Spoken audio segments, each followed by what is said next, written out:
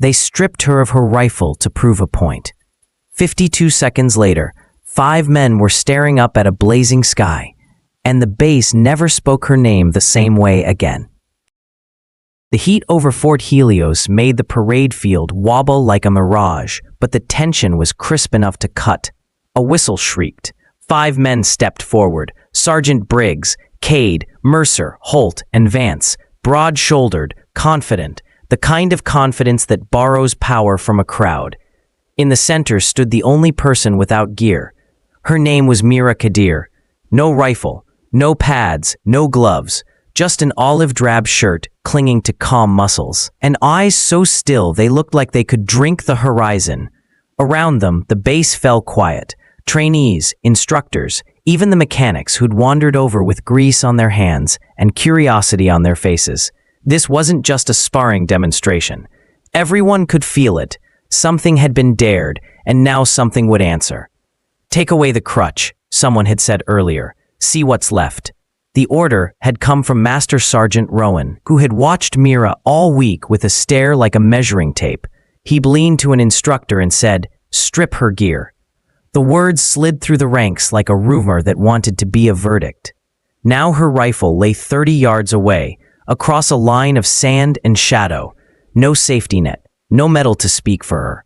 "You think this is the same as the range?" Cade muttered, rolling his neck until it cracked. "She's nothing without a scope." "She's a story," Mercer smirked, "and stories end." Mira didn't blink at them. She was listening, calculating the rhythm of breath, the shuffle of boots, the tiny betrayals a body makes before it lunges. She knew, down to the second, how this would go. 52 seconds. That number had been living in her bones for 6 months, since a night outside Kandahar when time stopped pretending to be kind. Back then, she'd been the best shot in her unit, a quiet tactician who solved chaos like it was math. Then came the ambush. Radios screamed, flares clawed the sky, and someone yelled the wrong order.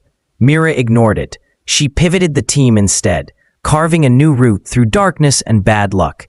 8 lives were pulled away from death because of it, but a different life. One man, a lieutenant with heavy friends, wanted the mistake to vanish. The cleanest way was simple: paint Mira as everything they liked least about excellence.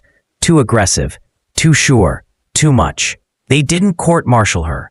They did something colder. They made her invisible. Reassignment, paperwork, a chair that tried to teach her to disappear. Mira refused. She ran until dawn and studied until midnight. When Fort Helios, the advanced program no one applied to without a sponsor, opened a single slot, she sent in her scores with no recommendation and the sort of stubborn hope that looks a lot like defiance. She passed every written test. She outran, outlifted, outlasted. And resentment, a quiet, poisonous thing, began to breathe. Today, resentment had a shape. 5 of them. Rowan lifted his chin. "On my mark." Briggs grinned at the others. "Make it quick so the lady doesn't scuff her shirt." The laugh he expected didn't come. The field had gone too still for humor. Even the wind held its breath. "Mark." Briggs moved first, right foot heavy, left shoulder telegraphing a grab. Mira slid outside his arc so cleanly it looked pre-planned. Her elbow kissed his collarbone with a precise, unkind love. The sound was small but absolute. Briggs folded before his mind could catch up. Breath gone, knees finding sand. 9 seconds. Mercer decided hesitation was worse than humiliation. He came like a door kicked off its hinges, a fist wide and loud. Mira stepped into him, not away, catching his wrist mid-swing. Momentum, once a friend, betrayed him. Her hip turned. His feet lost the argument with the earth. An arm lock pinned not just the limb but the ego that powered it. A hiss of pain leaked between his teeth. Mira let him keep the arm, barely. 17 seconds. Holt, Vance, and Cade shared a quick, wordless glance. Pack mentality. They fanned out as if to surround, but they weren't wolves. They were impatient men who thought speed could substitute for study. Mira's father had been a boxer who could read a fight the way some men read weather. Her mother had taught jiu-jitsu in a strip mall studio and made small bodies unreasonably dangerous. Mira had grown up in the space where angles make giants kneel. Vance kicked high because he liked how it looked. Mira pivoted and gave him something he wouldn't forget. Heel to the meat of his knee. The joint barked protest. He folded. Her hand, flat and fast, found Holt's throat with a palm strike that collapsed his next move into air and surprise. 31 seconds. Cade circled, suddenly alone, suddenly unsure. The crowd had stopped being a crowd. It was a verdict waiting to be read. Somewhere on the edge, a metal button ticked against a vest as Lieutenant Colonel Armin Sayed stepped forward, silver oak leaves catching the sun like a quiet warning. He didn't speak. He didn't need to. Cade, pride stung and options shrinking, did the thing pride always does. It charged. Mira didn't retreat. She let him write the first half of the sentence and then stole the ending. His weight became her weapon. A twist through the hips, a pivot, a sweep, and the ground introduced itself to his spine. She knelt one knee across his chest, two fingers on his wrist where pulse confesses fear. In that small, private distance between faces, she let the clock say what words didn't need to. 52 seconds. Silence blew across the field like a new weather front. It was broken by the sound no one expected. One single clap, then another, not from the spectators, from Sayed. Slow, deliberate, final. Rowan's jaw worked while his eyes tried to decide whether to be angry or impressed. Briggs rolled, coughing. Mercer stared at the sky like it owed him an explanation. Holt swallowed past a throat that had just learned humility. Vance clutched a knee that would need ice and honesty. Cade's chest heaved against Mira's weight, and something in him, something that had worshipped the easy story, sat up and left. Mira stood, dust sliding off her palms, and for the first time since Kandahar, she didn't feel like she had to explain herself to a room. Respect is quiet when it's real. It isn't awarded, it's recognized. That night, Fort Helios breathed easier, as if the base itself had seen a storm pass without breaking. Mira found a patch of shade beside the barracks. The desert air cool with the kind of mercy that only comes after heat. Her body hummed with aches that felt earned. The number 52 kept turning in her head, not as a boast, but as a measure. How little time it takes to change how people think they know you. Feet crunched on gravel. Sayed's shadow slid across the sand and folded beside her. "You saved 8 people outside Kandahar," he said. Not a question. An old truth, finally spoken aloud. Mira's fingers paused over her canteen. "I disobeyed a bad order." He nodded, eyes on the horizon where the day bled into color.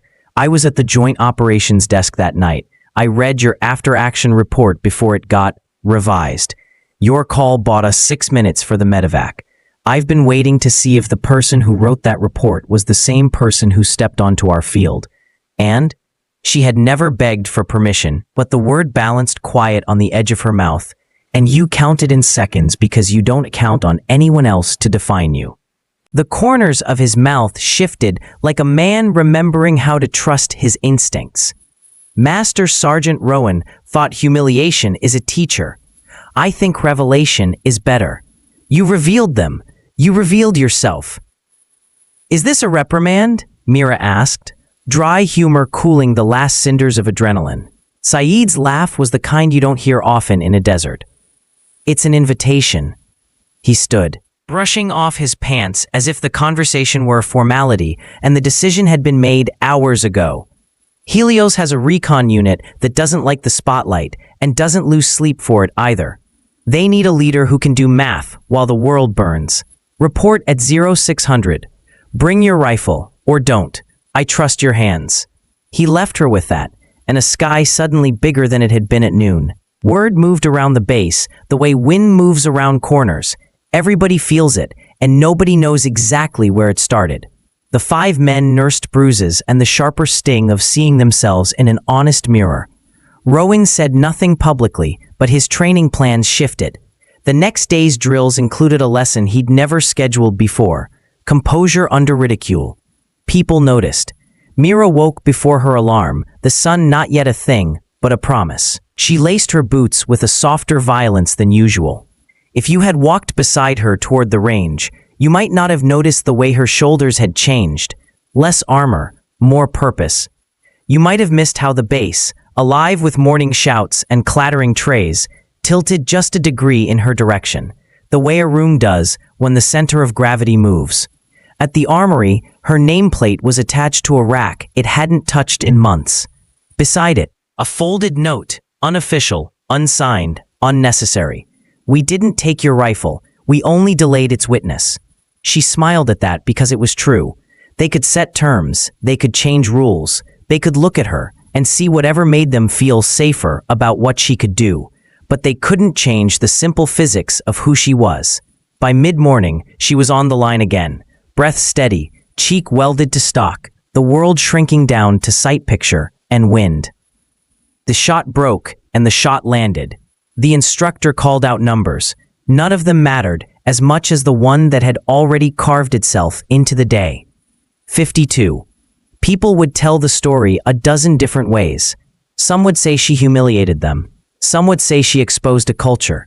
Some would write it as a triumph, some as a correction, some as if it were magic.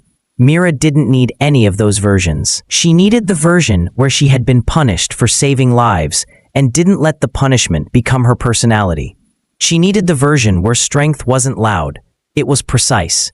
That evening, a new roster went up on the bulletin board. The recon unit's leadership slot had a name next to it that surprised no one and startled a few. Qadir, M.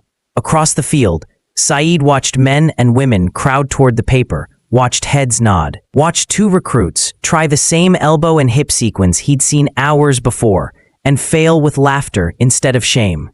Later, as dusk draped the base in gentler colors, someone asked Mira if she wanted a celebration.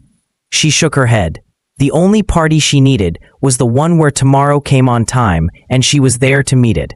They had taken her rifle once, thinking it would take her shape with it. But the truth had arrived on schedule and in silence. She was never built around a weapon. The weapon had been built around her. If this story lit a spark, share it with someone who's been measured by the wrong yardstick, and drop 52 in the comments so they know they're seen.